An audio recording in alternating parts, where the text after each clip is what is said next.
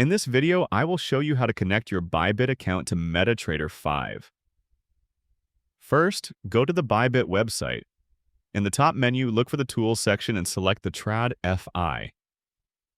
If you are not signed in yet, create an account or log in. You can register with Google, Apple, Telegram, or by creating a new account manually. Once your account is set up, Bybit will give you your login details for MetaTrader 5. You will use those in a moment. Now open MetaTrader 5 on your computer. In the top left, click File, then select Open an Account.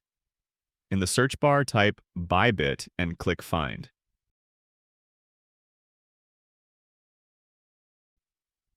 Look for Infra Capital Limited in the list and select it, then click Next. Choose the option to connect with an existing trading account. Enter the login and password you received from Bybit, and choose the correct server. If you are using a demo account, select the demo server. If you have a live account, choose the live server. Once you have entered everything, click Finish. You should now be connected and ready to trade on MT5 with your Bybit account. If this tutorial helped you, consider subscribing for more simple and clear trading guides.